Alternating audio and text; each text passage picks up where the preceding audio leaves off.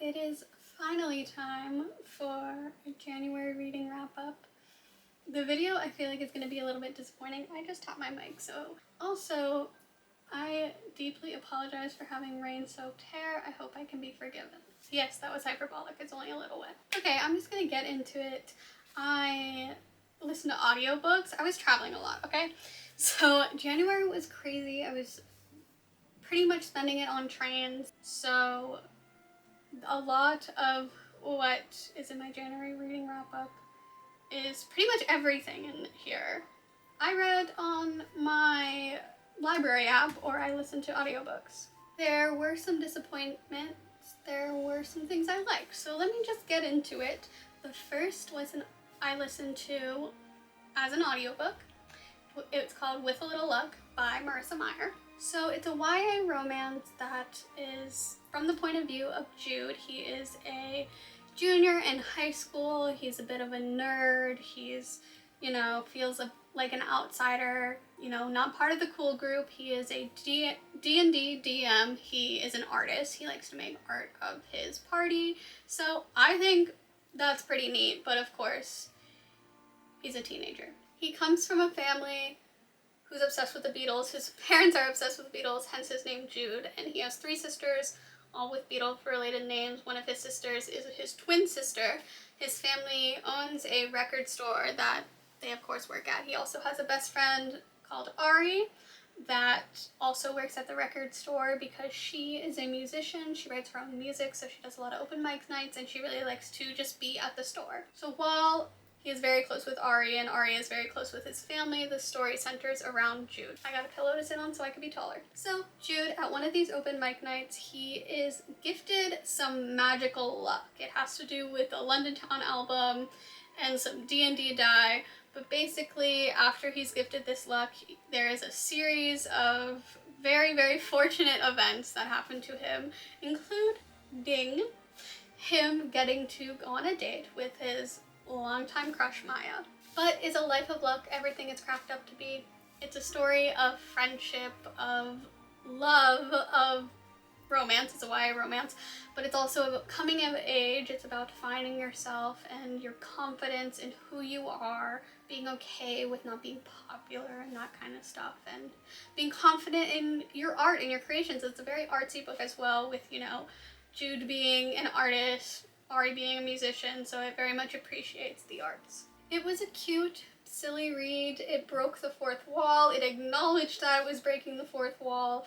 It used the word Riz, I think, twice. There were quite a bit of pop culture mentions and slang used, but I didn't really mind it all that much. I thought it was cute. It's definitely a bit young for me, but I was looking for like a real easy listening audiobook because I was listening to it on a 10-hour flight. And so I don't have a ton of criticisms about it, just, that it was a bit young for me, but I think it was really cute for a YA romance. Next I am touching on Gideon the Ninth. The thing is, I should be done with it, right?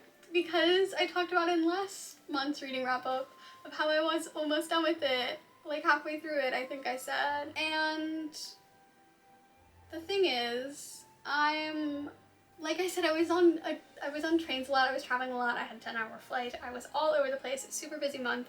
So should I be done with it? Yes, but I ended up just kind of reading and listening to what was on my library app and not the physical books, even though I brought it with me. So yes, I'm not done with it, I'm mad at myself too, but just to kind of sum it up like I did before, necromancy, lesbian, sword fighting. It's also very dystopian, so something to keep in mind that I do think dystopian books, pretty important. But I like it so far. I'm just a mess. Next, I was very excited when this was ready on my library app.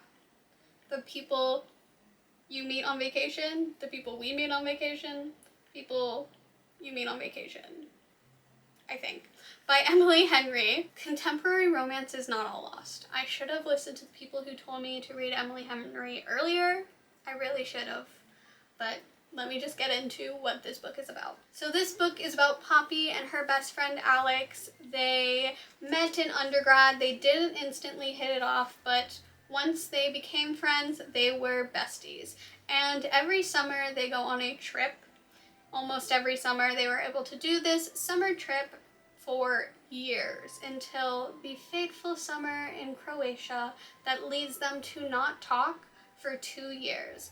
Poppy ends up in kind of a rut. She feels like it's a professional rut. She has this job as a travel journalist. It's her dream job, but for some reason, she's just not happy. She decides the best way to fix that is to go on another trip with Alex. So she plans a vacation for her and Alex to go on to try to get their friendship back on track. And that is what this story centers around. It goes back and forth in time, so it has an interesting way of telling you their backstory about kind of both of their backstories and their friendship, but not just the friendship. You also learn about where they're each coming from, even though it is Poppy's point of view, so it is all what she knows of Alex, right? So it goes through about 10 years in time and their relationship, and it talks about, like, you know, the kind of nuances of love and relationship and just complexities, and I felt it was so romantic but also just an interesting story that really grabbed me, that I was very interested in, that I kind of felt like though it is set in like the real world, it's not fantasy, it is still a world that you kind of are in. For me, I was like very sucked in to this world, this story, made me want to travel more, even though I was traveling this past month, so that's kind of why I read this on the library as opposed to books that I own, like Gideon the Ninth. I am so sorry. I am like so mad at myself too because I enjoyed that book as well, but I really, really, really enjoyed People You Meet on Vacation, and it made me kind of reinvigorated my desire to read contemporary romance because I've had no desire to do that. My camera is a little crooked, I just realized. But anyway, I have talked for a long time how I've not liked a lot of contemporary romances and was very hesitant to read more. This made me want to read some Emily Henry and some other ones that have been recommended to me. I will probably read Happy Place next because I did find that at a charity shop. And yeah, that's my review of that. I don't like, is it perfect? No, but I also felt like even during like the smut scenes where like usually, I mean it wasn't like the most intense graphic but smut, but I tend to find it all a bit cringe unless it's like flowery. It didn't even make me cringe. And that's not just like, and I'm not a Puritan, it's not why I find it cringe, it's just like, I don't know. Sometimes I just cringe. I really found it to be, it wasn't juvenile, it wasn't like trying too hard. I don't really know how else to put that, but I thought it was a very, very cute contemporary romance that I really enjoyed reading and wanted to read a lot. Which is really good since I've been in such a reading slump the end of last year. I was in such a reading slump until I started reading some books this year. So I'm happy to be starting off this year with some good reads. Not Goodreads, I don't use Goodreads. Next is Fake Dates and Mooncakes, another one that I listened to the audiobook of. I have a lot to say. So it's about two Chinese teenage boys. One works at a family restaurant, the other one comes from money, very rich. His name is Theo. He orders takeout that Dylan then delivers and is immediately like hubba hubba. It is insta-less, which I will get into. So Dylan's family restaurant is in a bit of financial trouble. Theo gives them a grant, and then Dylan's uncomfortable with that. To pay him back, he goes to a wedding with Dylan as his fake date, hence the name Fake Dates and Mooncakes. There is also a mooncake making competition, so I will say I learned a lot about Chinese culture, about making mooncakes. Had no idea how to make mooncakes. I can't because they're super glutinous and I can't have gluten, but it was interesting to learn. The description online says it's like Heartstopper meets Crazy Rich Asians. There is a Crazy Rich Asians reference in it.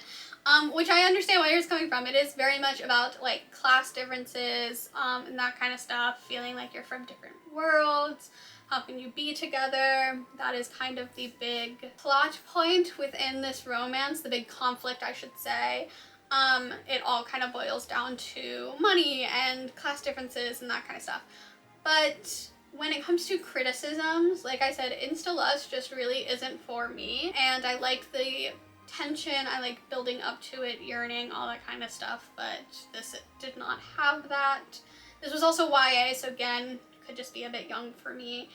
And it also, that being said, YA doesn't need to over-explain. Like, just because you're a teenager doesn't mean you can't understand nuances or just like subtext and that kind of stuff. It wasn't even though that it was like explaining subtext, it was like one character would say something and then Dylan, whose point of view it is, would like re-explain it. So it was way too much over-explaining. So that being said, it was cute, but just not for me.